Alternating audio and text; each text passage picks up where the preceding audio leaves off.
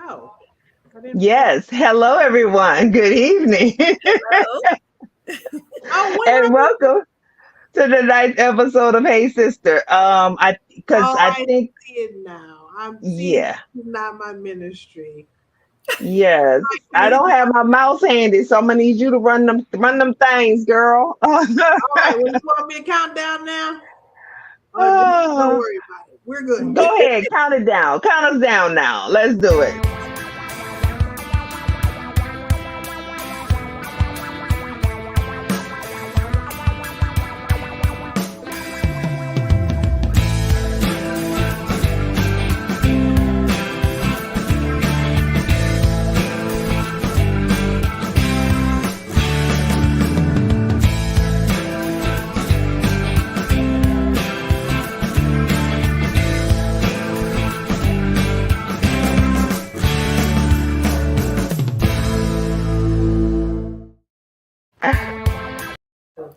Here Oh we go. yeah. Hey. All right. Well, good evening, everyone, Hello. and welcome to tonight's episode of Hey Sister. Hey sister, how you doing?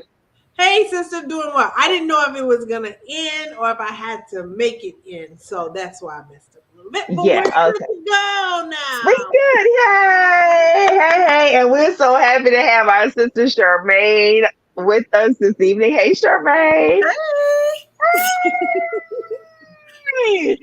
Yes, we're so look, Sunny LaBeouf is tuning in. Shout out Sunny. What's going on? We're so excited about tonight's episode, and hey Jody, woohoo! And continuing our conversation about love and loss and finding your light and all these wonderful things with these wonderful, amazing women who we have in our life. And that's the great thing about Hey Sister. We count ourselves as blessed to be in the presence of beautiful women who demonstrate resilience in spades, right? It's not a hashtag. Living a best life is not a hashtag. They are doing it and finding it every day, even when it's messy, even when it's ugly. They're doing it every day, and I'm just so excited about the conversation we have tonight. So make sure you like, follow, share, subscribe, tell a friend that hey, you're on live now with Hey Sister, and don't forget to join the conversation in the comments. That's where the action happens, in the comment section. So before we dive into introducing our guests fully, y'all know we start off in typical Hey Sister fashion with a few hot topics. And since the three of us have uteruses or uteri, and we've all experienced periods in our life, we got to talk about this decision to overturn the protections. And I know the precedent was out of a right of privacy, but overturning this decision where women are allowed to make healthcare decisions. I don't even like to talk about using the term abortion specifically, because there are times when most cases it is a health and wellness and well-being decision. Yes. It's a health and wellness and well-being decision. And what some of these states are doing is abhorrent. So I don't know, since you work in the clinical space, um, Charmaine, I'm going to toss it to you first to see what are your thoughts. I mean, obviously, I think it's quite ridiculous, honestly, because I don't think that the abortion portion of it is really the issue. It's about control. And I don't think that pro life or pro choice means pro abortion. And so they're not taking into account, like you said, I mean, it could be any type of circumstance that the women might actually need it. Hmm. And so it becomes a thing of, okay, is it going to kill me to carry this child? So, and then the child has no mother. So it's all these pieces that clearly they did not consider. And so for me being in the clinic, we have women that they come for their first visit. and they might decide that this is not going to be the best for them for whatever reason. The other part that I don't, I have a problem with is that this doesn't account for the men. Women don't make babies by themselves. So, what do we Hallelujah. do for that? Mm-hmm. Yeah. Sister, what are your thoughts? And so first, I agree with Charmaine on that. That's been a large part of my issue here is that this is a very one-sided debate, a debate that, in my opinion, shouldn't be being had. Like, there are enough actual issues that we should be discussing on sort of that national scale. And this isn't one of them. This is like, um, if I have to get a hysterectomy, right? I don't, there's no conversation with anyone other than my healthcare provider, because healthcare providers take an oath to do no harm. And so if they are looking to do no harm, then there have to be conversations and decisions that we make that, even if you're married, your husband can be there to support certain aspects of the decision. You all have certain conversations that you need to have, but then there's a point where a doctor has to step in from a level, a space of expertise. And so what I don't like, and I'm happy you started off the conversation the way that you did, sister, what I don't like is that we have a very myopic viewpoint of what abortion is in the context of this Roe v. Wade conversation. Every abortion is not about unwanted children. Every abortion is not about killing a child. Most times these things are medically necessary, and they're not decisions that people come by lightly. No one is using abortion as birth control. And that's the part that bothers me, because and I've said before, if this is about um, us wanting to curb unwanted pregnancies being ended, then we can have mandatory vasectomies for men at 13 years old. And then when they're ready to actually father children, then they can reverse it. But it's just so much. People take for granted the complications that it takes, all of the complications around just bringing a healthy child into the world. That is not an easy feat. Just because women have been successfully doing it for hundreds of years does not mean it's an easy feat. And so if this conversation comes up with a woman in her medical professional, then that's where it should be left. The people who have this expertise. I'm not even sure why this is a part of the conversation. Because our legislation period. Yeah. Legislation period. Because I cannot point to one healthcare issue that a man has that has ever been decided or asked. Anybody has been asked, how do you feel about this? Because if that's the case, I might not think that if you over a certain age, I might not think you should have to use it. If your body doesn't perform naturally, I might not believe that you should be able to take a pill to use to enhance your abilities. I might personally think that something is wrong with that. Mm-hmm. But is that my conversation to have? Well, I'm going to say a few things, and I want you all to, this is where I want y'all to join the conversation in the comments and let us know what your thoughts are. As you said, there's this myopic view. There is this religious view that none of it is rooted in facts or science. And I think that one of the problems I have is that so many of these decisions are not being based in facts and science. And then if you read what some of the states legislators are doing and legislatures are passing, it is scary. So the fact that even in some states, they're wanting to outlaw even Plan B.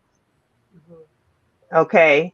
So they're in some states. So if you have an ectopic pregnancy, when you have an ectopic pregnancy that cannot be carried to term, and an ectopic pregnancy is basically where the implantation did not land in the right place. It didn't land in the uterus. It stayed in the fallopian tubes. That will can burst and kill you. It not can, it will. Yeah. If it can go too far. There are times when people, people are being questioned even if they've had a miscarriage now. But well, what did you do? What I Like mean, nothing. It's nothing you can do you to do prevent that. prevent it. Like Well, 30% of pregnancies end in miscarriage, like and about a third.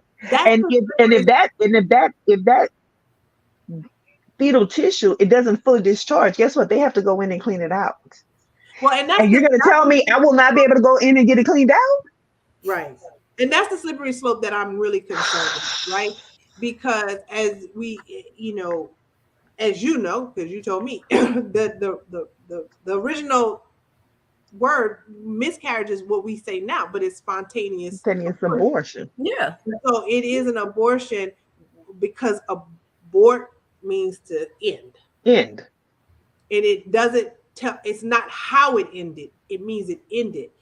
And so I'm just like, do we get to the point where we have like this whole Texas, because I don't even know where Texas is with their law at this point, but do we get to the point where if I was pregnant today and tomorrow you see that I'm not pregnant, my nosy neighbor across the street, can they call the police on me and say I must have Yep. had an abortion when I Yep. might have miscarried? Like how did Yep.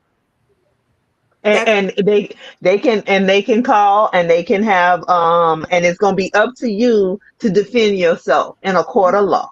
and which then means now I have to disclose my private health information in order to prove that I didn't break the law. Like this, it is so insane to me that the ramifications weren't, it just doesn't feel like the ramifications were thought through, and that this was all jammed through the highest court in our land by these three individuals. By this unsupreme court. Well, it's more than three because Well, it it's was a more than 6-3 three. The last decision. three who came on board to just kind of solidify, they were picked for this purpose. Yes. Yeah, it's so scary and unfortunate. And it's just the beginning. And It's just the beginning. That's why we were saying we were going to talk about this whole unsupreme court is it's really frightening. And so for those of us who are people of a melanated hue, you please know that we know that they did not reauthorize the Voting Rights Act 7 years ago. And so then there was no new law passed about that. So trust and believe. There may be some new laws passed around who can vote and who can't. If you are the decision that allowed people to marry a same-gendered person, Clarence Thomas basically said in his opinion that he wrote and published that that's next. And trust and believe, separate but equal, Brown versus Board of Education, all of it is up. All of it is up. We got a comment here said we have yet to find out the ripple effects of this decision. There will be so many ripple. So I must say this, my position, I'm like Joy Behar now. If they got an R next to their name, they just need to be voted out. We need a seismic shift in the political landscape in order for everybody to wake up. Because if we keep sleepwalking, we gonna wake up. And and I know people made and we've even talked about the correlation to The Handmaid's Tale. I think it's even worse than that. We might find ourselves back in 1865. We just celebrated Juneteenth. Trust and believe. Some of us might not. We've been free-ish since 1865. We might find out that we can no longer take that for granted either. Well, we can't take any of it for granted. At the end of the day, again, we know what Clarence Thomas has said, and it's interesting that he left out the Loving case. But like I said earlier, he has 5 comrades, buddies that he feels like are his chums. They, like, you might not bring it up, but they might bring it up. And you may find out because he seems to me to forget that, like, you will be impacted by these things as Well, well. there was a state senator, and I would have to go back on Twitter and find it, who said, now let's do Plessy v. Ferguson and such and such. Well, let me clarify it. Here's what happened, because it's Cornyn from Texas. It's supposed to be like a joke. No, what But is supposed to be a joke? What it's supposed to be? What he was trying to do is, President Obama was saying how 50 years of precedents had been reversed in this decision that the Supreme Court made. And he was trying to say, well, Plessy versus Ferguson / Brown v. Board of Education. He was trying to suggest that Plessy versus Ferguson was precedent too, and Brown versus Board of Education reversed that, undid that, so that it's like, it's not always just a bad thing to undo precedents. My point is this: that the fact that a sitting senator thought that was an apt analogy tells me everything I need to know. That part about the R. That part, but B, I don't owe you the benefit of the doubt. Use your words and explain what it is that you're trying to say. If that's the analogy that you were trying to make, that's the analogy you should have made. But when you make the comparison, a bad, poor comparison, because it's not apples to apples in the first place, then you recognize that people are going to take it at face value. And it felt like you were saying those were up next, as opposed to this is how precedent can change. Anyway, the bottom line, we all know precedent can change. Anything can change. But if it's not a change moving us forward, so we have the highest. You work in healthcare, so confirm with what I'm saying. We have the highest maternal mortality rate of any industrialized countries, and we're not even talking about like your Louisiana senator was like, well, if we excluded the black mothers, then it wouldn't be as bad. No, we still bad. We piss poor. We have no universal health care. We have no paid maternity or paternity leave. And so you're saying there are no exceptions in some of these states for rape or incest. So you're saying we are going to force births on people. And we got a case right now. We just we were watching the video about in Louisiana. This girl was raped by this man when she was 16. She had the child. And now this thing has gotten custody of the child from her, who the child is now 16. She was 16 when she was raped, has taken her child from her and having her pay child support. Right. She paying his ass child support, but he raped her when she was 16 years old and he was 30. Come on. That's why that's why at the end of the day, this is about so much, like you said, Charmaine, it's about so much more. This is not about the sanctity of life. This is not about the we don't care. Like, stop using. I think we need to pull like these people's cords. Don't let them use this pro-life moniker, because it is not about life. Everything about our lives. You all have no problem. Too many of them have no problem with the death penalty. They have no problem with mass incarceration. They have no problem with a crumbling public school system. Like you said, they don't have universal health care, not even universal health care. You don't even have a quality health care system, and you got to pay to play it from the cradle to the grave. So you don't care about life. And so at the end of the day, this is the last thing I'll say. A lot of people are talking about we need to expand the court. We need to expand the court. We need to expand the court. I don't know that I'm on board with expanding the court, because numbers are what they are. If you have a majority, it's always it's going to always be that same situation, right? Because sometimes Republicans will be in charge and sometimes Democrats will be in charge. I think, number one, we seriously do need to consider in this country not having just a two-party system and how this looks differently. But two, we have to really start talking about term limits. What is the average amount of time you spend on a job? Probably around 10 to 15 years at best, average.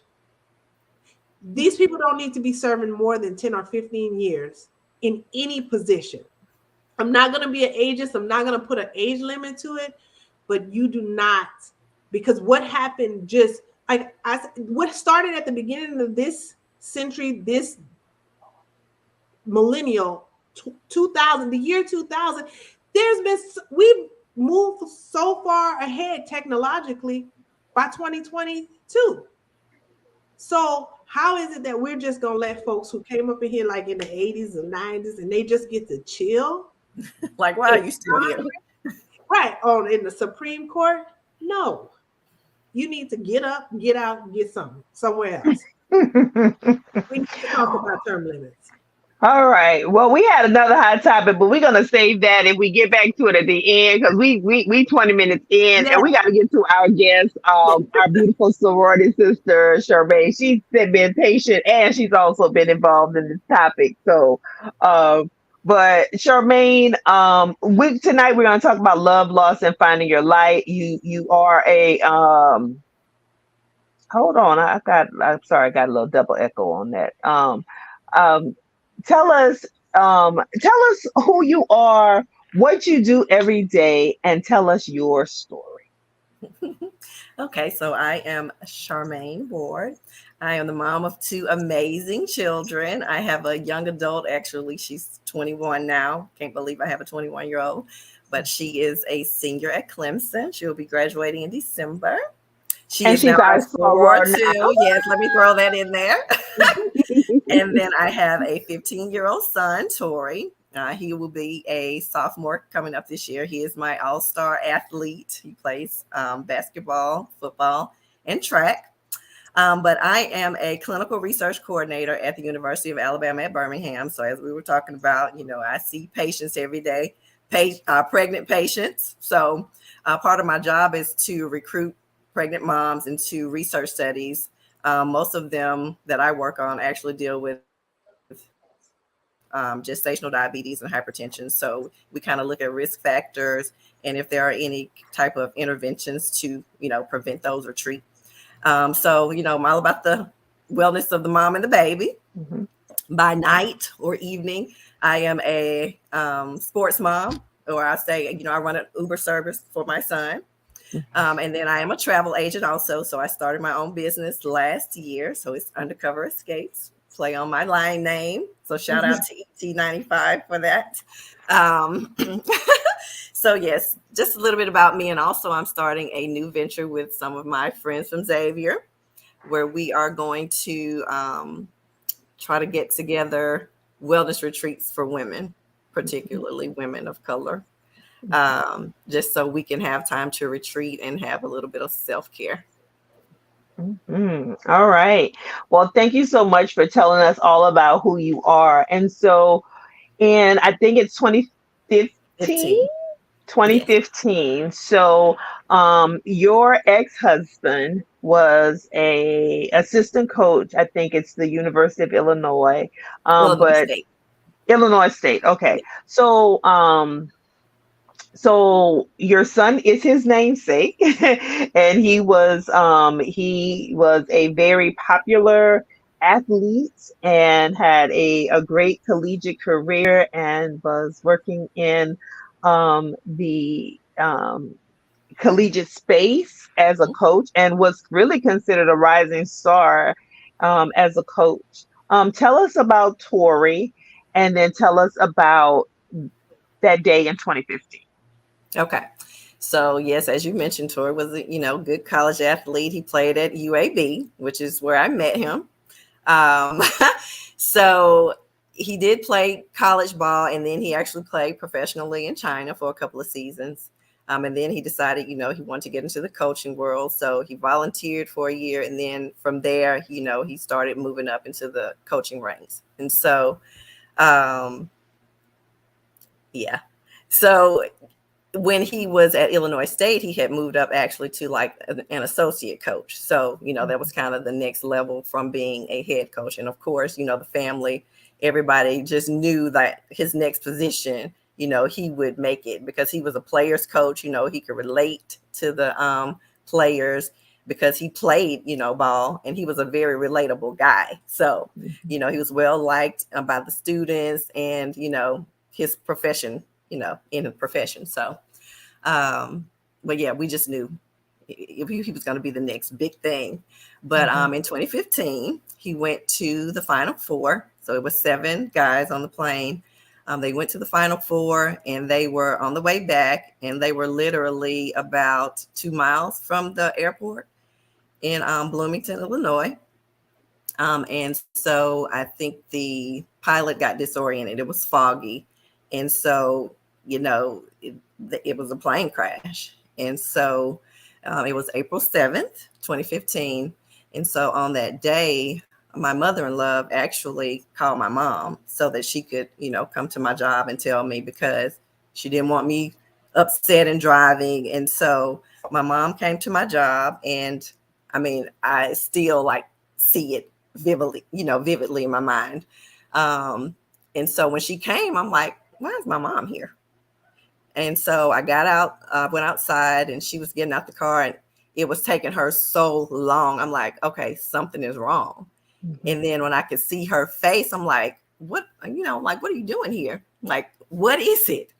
And then she told me, struggling to get her words out herself, because, this is her son still, and she was like, Torrey was killed in a plane crash. And I'm like, what are you saying? I unbelievable. I'm like the wind left my sail. So, she told me what happened, and that, Janice had called her, and she wanted her to come tell me so that I wouldn't try to drive. But it was a blur. I know we were out there for at least 30 minutes. Like, I'm crying, she's crying. I'm on the ground. It was a lot, but my sister circle, they came over to support me, and I'm like, okay, I have to get myself together because I have got to get to my children. And so, that was kind of the next thing. I'm like, I have to go get them from school. I don't want them to hear it from anyone but me, because it was all over the news, because of who he was here and then in the coaching world. So by the time I did go get my son, the people in the front office, they were like, I'm so sorry, so I had to try to keep my emotions in check because I didn't want him to come out and see me crying. So I wanted to make sure I could get both of them home, and then where I could sit down and kind of, tell them what was going on. Yeah. Oh, I know it's still heavy, even me just hearing about it. So, because it was an ESPN story, breaking news. So, tell us a little bit about grieving in the public eye. How was that experience? So you're saying it was 7 years ago, this past April, which means your daughter would have been 13, 14, and your son was like 8 years old. Yes. Yeah. And so you managed to get them home so that you could have that conversation. Yes. But it didn't stop there. Oh, no. So even before I could get home and get them, it was all over Facebook. I praise God that I didn't see it before that. But people were sharing things on Facebook. They were tagging me, people were calling me like, have you talked to Torrey today? By this time, like I said, my mom had already come over. So I'm like, yeah, it's unfortunately, it is true. But it was all over the news. My mother-in-law was like, please just don't even watch TV. Just don't turn on the news. Don't listen to the radio. Like, we were trying to protect our eyes and ears because everything was a trigger, even Facebook. And to this day, I don't even look at my memories from that day because it's like hundreds of them. Like, I don't want to see it. But, just to shield the kids too, because I'm like, that was your dad, but he was this to a lot of people, and so I tried to, of course, protect them, as much as I could. Sister, you have a question? No, I just wanted to understand more. So, if you could just let us know, I think you said the age of your children at the time. Yes. So my son was 8, and Okay. my daughter was 13, but she turned 14 in June, so she was Okay. about to go to high school. And although, like you said, you all weren't married anymore, you all still had a very close relationship, Yeah, for sure. because you're parenting your children. So, Yes. so how did you work through or begin to work through your grief? And did you employ any of the things from being a clinical researcher or any your background? Sorry. No, that's okay. I'm Um, like, what is this? how were you able to begin that healing process? Okay. So I did I got them into therapy very early on. So we have a center here that's called the Amelia Center. So it's kind of for children or even parents. We did a couple of family sessions, and then I let them, have their own sessions. So my son was so young, so his was kind of like play therapy, if you will. But they had their own time with their own counselors because sometimes the kids won't share with the parents, and then I didn't want them trying to not make me cry because they don't like to see mommy cry, and so they could release whatever they needed to release to the therapist. And of course I'm like, if you ever want to talk to mommy about anything, I'm always here for you. But trying to definitely get them started with treatment early, um, and just making sure that I was a strong front for them. Mm-hmm. I'm sorry, did you also do therapy?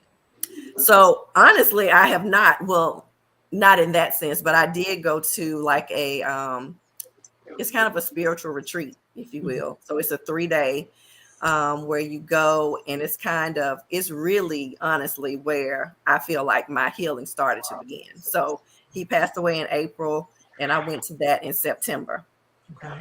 and Mm-hmm. it was amazing. Like people pray over you, you're able to release whatever it is you're holding. It honestly was amazing. Mm-hmm. And you also mentioned, so I've said before on this show how I had I'm really about, if you and somebody that are going through something, have a situation, like trying to work through it, you may not get back to wherever you were, but you should work through it, because when people pass on, then you don't, always get that closure. And so when we were talking in the pre-show about that whole conversation about closure, was there a point where in your healing process that you felt like you were able to get some closure that maybe you hadn't gotten before? I do. So we were divorced in 2011. And so from that point, we until he passed away, we honestly did not have closure. So we were kind of, you know, still on the seesaw, if you will. But um, I feel like probably at the point of me going to the retreat, because at first, I was angry. I'm Mm-hmm. like, even angry with God, like, why do my kids have to grow up without their dad? They're so young. I was angry with him. I'm like, we didn't even have closure, and now you're leaving me here to deal with all this stuff, because I feel like I've got to take care of my kids. I've got to mitigate my grief. And then I feel like also, even for his mom, that was her only child. So, and Mm-hmm. like a mother to me. So, of course, I want to make sure she's okay too. So, it was all these things. But like I said, for the retreat, I feel like that's where I started to kind of release. And I'm like, okay, Charmaine, you've got to still put one foot in front of the other. You've got people that are dependent on you. And so, you've got to do what you do. Mm-hmm. Mm-hmm. So let's talk a little bit more about then finding your light. So you went to this retreat. It was amazing for you. But I know that this comes in waves. So it's not like, oh, like you said, I can't look at when April rolls around, boom, but Yeah. how do you find your light and keep it shining? Because from all my experience with you, you're so um just bubbly and happy and, matter of fact, like, okay, look, we ain't got time to play. Like, no time to be playing with, right? And so how do you find your light and keep it going?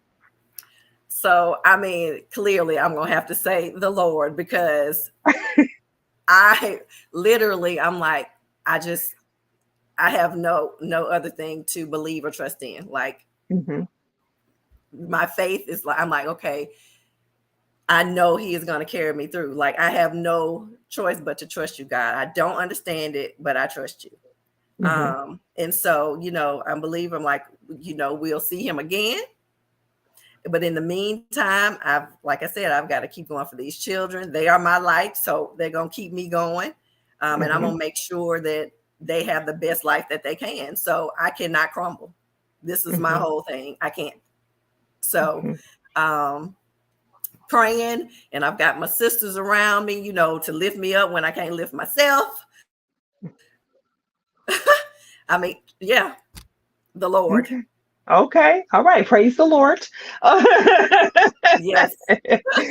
Well, you talked about having sisters that lift you up. So, but from what I know about you, and Christina might not know this, you are the one who's always lifting up other people. So tell us a little bit about that in you, because from what I know, they's like, Charmaine is one who keeps us all together. Charmaine is the one who makes sure that everything is organized. Who needs to show up is going to show up. Charmaine is kind of like that glue. So tell us a little bit about where did that come from in you? So I think I'm a nurturer by nature. And Mm-hmm. honestly, I think I get it from my mom. She's the same way. She takes care of everybody. But I'm like that with my sister circle, my line sisters, my family. Like, it's just who I am. I love my people. I love for us to get together, share experiences and make memories, because, that memories are all you have, really. So Mm-hmm. it's just innate, I believe. Mm-hmm. Just the glue. Mm-hmm. My uncle said, baby, you're the glue. All right, Miss Glue. Chrissy, I'm gonna toss it to you for another question.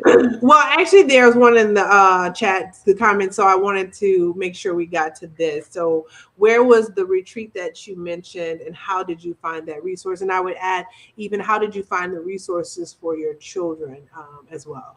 Okay. So for my children, this is actually through Children's Hospital of Alabama. It's the Amelia Center, so it's close to UAB's campus. And I had always heard about it. But, of course, when he passed away, people were like, this is something that they could do. And so I really kind of jumped on it immediately, probably within the next month, that he passed away. Mm-hmm. For the retreat, it's called Trace Diaz. So 3 days. And it's like you're kind of secluded from the outside world. So, there's no cell phones.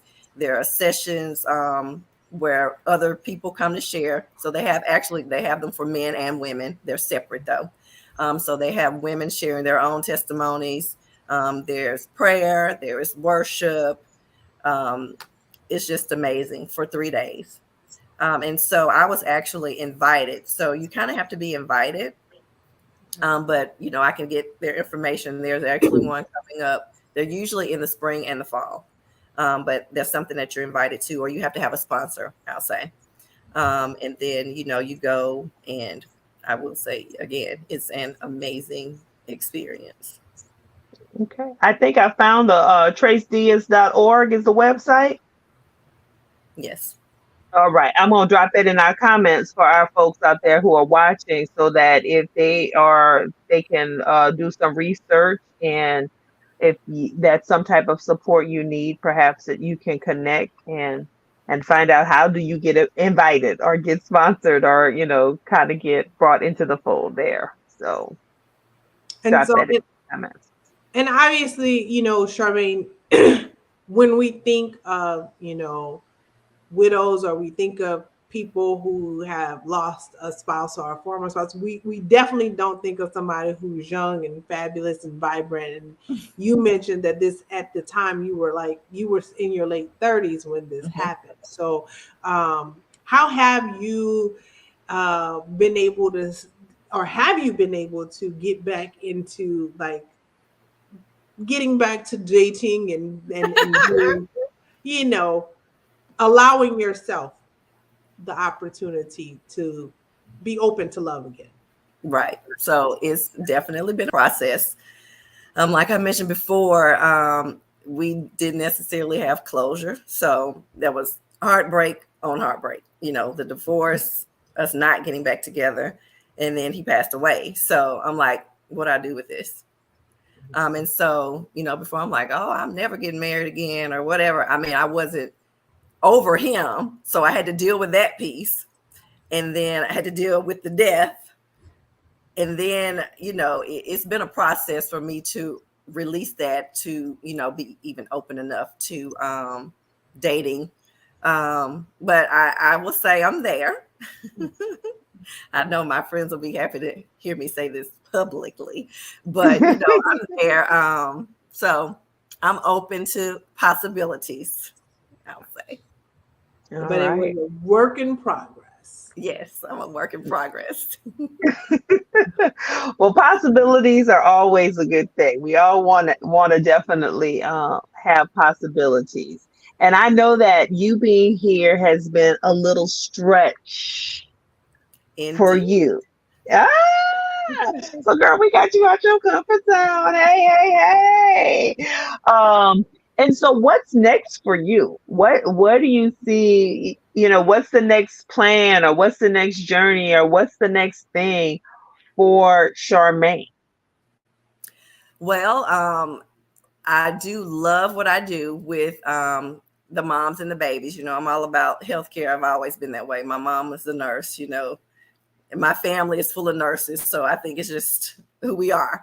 And I'm also about the care of Black women in particular. That's a whole conversation for another day, but just to make sure that we have the available resources that we need, that we take better care of ourselves. We cannot just do things because we're pregnant. We have to take care of ourselves, and so that we have the best outcomes that we can. I mean, that's, point blank, but also definitely want to grow my business. It's fun for me. It actually came out of me. I plan and travel anyway. So my friend, she's a soror too. She's like, I'm going to recruit you to be a travel agent. And so I kind of sat on it a couple of months, and I'm like, I think I will. Like, I can travel and get paid to do it too. Okay. So, grow my business. And I'm surely looking forward to this next venture with our XU sisters, where we're creating spaces for women to get the self-care that they need, however that might look. It could be self-reconnection, or grief and loss, or leadership, or you want a spa retreat, like whatever that might look like for you. We're going to try to figure out the best way we can incorporate these things so that we can have our rebirth, if you will. Mm-hmm. So we can continue to take care of all the people we take care of, but we got to take care of ourselves first. So Absolutely. So can we announce the name of the sure. venture? Okay. You All right. I can. just wanted to It's a know. work in progress. We're very early on, but I am so excited about it. I'll be looking for Yes. more info. All right. So we want to introduce to you all the Lotus Collective. So be on the lookout for what they're going to bring into this space. And I know I feel a collaboration coming on already. I don't know about you, sister. You Yes, feel a ma'am. collaboration coming on? Well, Absolutely. I definitely know that's what you were thinking because I heard it all in there. But I think it makes sense. There's so many things that we, as like you said, women in general, but Black women, I want us to be okay about saying that we are in a space where there are things that we need. That, quite frankly, there are times where we have to step away from all the other stuff. There are so many microaggressions that we experience in the workplace, as an example. And sometimes the only other people who understand that are people who look like us. And we Yes. have to be okay saying, look, I gotta get away from this environment. I have to be with people who really truly understand me. Obviously, I think you said you transferred from Xavier to UAB, Mhm. but having had an HBCU experience, I know for me that is one of the major reasons I'm always like I love going back to my undergraduate homecoming, because it's like you just Yes. want to be around people who knew you back then, before the jobs, the titles, the children, the marriage, the Right, this, all the that. things. And we So were talking about that today because, like I said, I transferred, but I was 2 years in. So I was, acclimated to it. And I'm like, I still talk to these people every day. Mhm. And some of us, we didn't even talk then, but this has been within maybe the past 7 years or so. We kind of reconnected, and I like it's nothing like it, honestly. Hmm. Yeah, she a part of the petty crew. I ain't gonna tell y'all about that. You part of the petty crew, right? Yes. I ain't gonna tell y'all about the petty crew. But the petty crew be lit for homecoming, honey. They do their own thing. That's all I'm gonna say. The petty crew be lit for homecoming. Oh goodness, it's definitely a good time though. So I did have Yeah. another question. I was just gonna say, in over these last few years, over the experiences that you've gone through, and I would say even before your Tori passed away, um, what have you learned? Like, what has been one of the biggest lessons for you in the last few years that you can go back to, and maybe that's kind of help anchor you or help you grow? So I have always kind of considered myself to be a strong, you know what I'm saying? But really, like, you have no idea what you can handle until you have to do it. Like, who would have ever thought that I would have had to deal with this at 39 years old, raising my children by myself? And I'm not saying I don't have help, but in the day to day, it's me. And so, just relying on my faith, and I know that God will bring us through. Like, He is going to provide. So, and He has definitely given us beauty for ashes, regardless of, we missed Him. We miss His presence daily, especially with me trying to raise a son. I know he needs his dad. I know he's coming into his manhood. He's still young, but I know that is a big missing piece. But I know that he has sustained us this far, and he is going to carry us. I know he knew this day was coming. We didn't, but so that kind of keeps me. I'm like, he has equipped me with everything I need to raise these children, and hopefully they'll be successful adults. But I just know he's going to carry us, and so that's like, that's it. I know he will not give me more than I can handle, or if he does, that means I got to dig in deeper with him. So Mm, okay. And with your son being an athlete, is he having to navigate, or how are you helping him navigate? Because I'm sure he's hearing comparisons. oh yeah. And so it's not, well, he gets a lot of comparisons, and he looks just like him too. So Mm-hmm. the Mm-hmm. look, the name, but they're like, oh my goodness, he's gonna be great like his dad, or they're like, or he might surpass his dad, and I try not to put that on him. I think he takes it as a compliment though, so I'm glad about that. But I don't want that pressure to be on him, because I'm like, he's his dad's twin, he plays in his number, he has his name, but he is Torrey Nicholas Ward, not Torrey L Ward. So like, don't put all that on my baby. Mm-hmm. Yeah, but I'm Yeah. like, you be you. Mm-hmm. Yeah. I know that, and I know that is that's going to be an ongoing thing. So I know you got them support and counseling when they were younger. Um, and now he's turning that corner, because I know his voice is dropping now. For sure. And he's And towering over so, me. yes, and he's towering over you in height. Um, is it on the table for now to navigate through this funny Absolutely. period? Yes. Okay. So I have been actually looking for, I really kind of want him to have a male. I Mm-hmm. think he needs a male voice. Mm-hmm.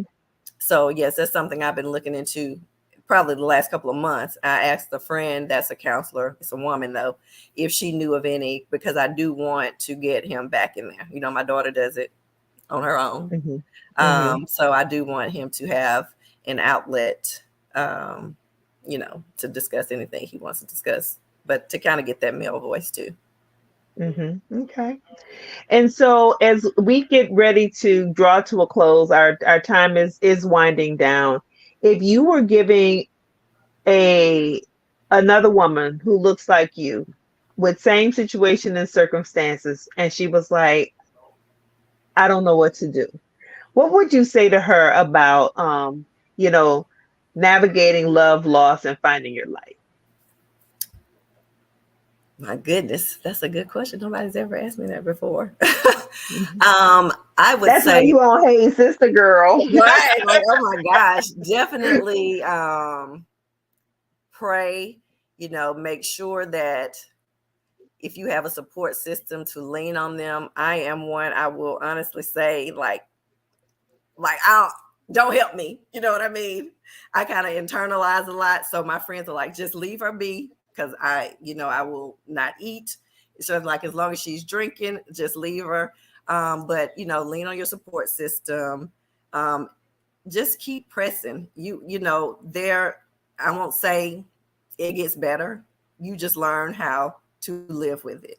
Your normal just looks different, but they're still with you in spirit. Like, I feel like I see Torrey every day. I look in our son's eyes. I'm like, there he is. But their spirit and their light will live as long as make it that way. So, we celebrate Torrey on his birthday. We do things like the Shoes That Fit campaign, because he loves shoes. He loves kids. So that's something we do. We raise money to support kids with new shoes. So, it's many ways that you can make sure that their love and light lives on within you. So. Okay. All right.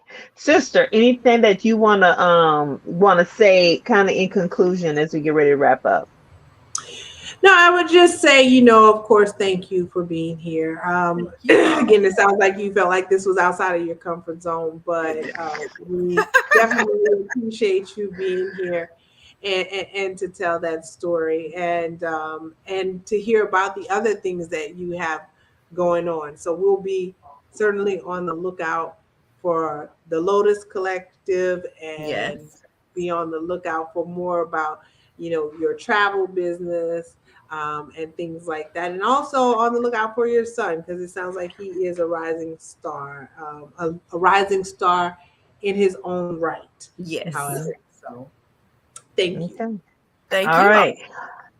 Well, we got a couple minutes, so we had a hot topic. I just want to make sure we had time to go back to it. So I'm gonna let you go back to your hot topic, We really sister, because we don't have to. I gotta let my sister talk about this because it was quite funny in the pre-show, don't you think, Charmaine? Right. Yes. Oh, Tell us about the verses, sister. it was horrible. And We needed that laugh tonight. yes, I need somebody else. Do we need to wait, have another conversation at another time? I don't know if Rosalind's still around. I don't know who may have seen this travesty. All I know is The travesty. Charmaine, you alluded, so I'm gonna bring it back. You alluded to your friend circle and your support system. I would like to say everyone deserves a sister or sister friend who's as supportive as Brandy. For sure. Baby, when I tell you that baby, he was, like I said, he was retching up real high for some notes, and his little arms couldn't retch that high. He needed a little footstool or something. He apologizing to his sister. It's like, you need to apologize to us. Right, because we're listening to this. Exactly. It was a lot. It was so much anger. His I'm going to quickly recap everybody. So Sammy can sing, but I'm still convinced that Sammy has one song when he was 12 years old, and I like the way you look at me, and whatever that little song was. Sammy no longer looks like he looked when he was 12, so because he's got the dreads and got the beard, all this stuff. So like, you can't be mad that don't nobody know none of your songs, even though he could sing it.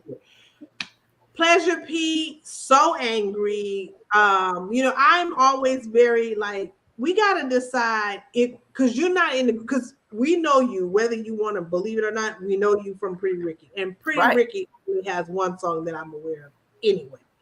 And I'm like, I promise you that the undercard, I was like, it is four y'all on there, and I can name 5 songs between all 4 of y'all.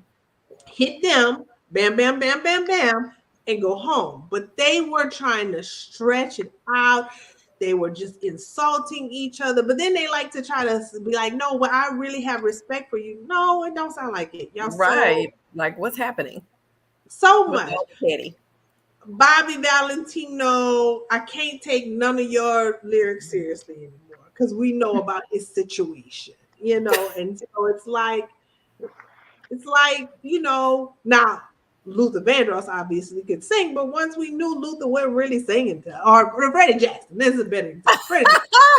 And you no longer watch Freddie the same way because you're like, Freddie, you are my lady. Because I'm not your lady. That's the thing. That's kind of like how I felt with Bobby Valentino. And now I will say this: Bobby Valentino decided to start with Blackberry Molasses, and a lot of people did not know that song, which A proves that I'm old, but B, same as I didn't know he was in that group. He was in okay, what's the name of that little group? I don't remember. Like now okay. Let me Google real fast. Because that was a little not to be confused with City High now. Mister. Yeah. Yes. So they didn't know that. And so there was some joning on that. And then like I said, Ray J, 2 songs, the one he has with Lil Kim, which would have been great if he brought her out instead of the dancers, because I'm like, that wasn't helping. And it was just, and that first part especially, there were just way too many people on stage. That's another thing. Like this, it's overproduced. So I wish my sidekick Jessica was on here, because she and I like literally had to analyze the whole thing. It was like, Versus started out as a noble concept. Something we needed in the pandemic. Yes. We were stuck in the house. We were in front of the computer, and we wanted to see this kind of interaction. And we loved it.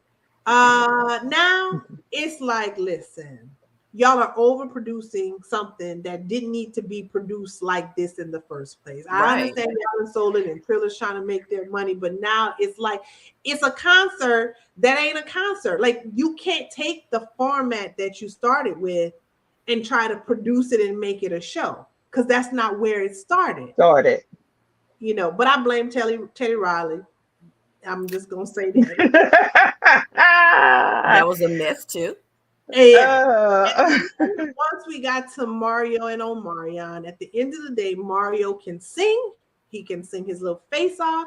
He came in there with a chip on his shoulder because he was like, yo, y'all been playing me all these years because I haven't had the level of commercial success that some of y'all have.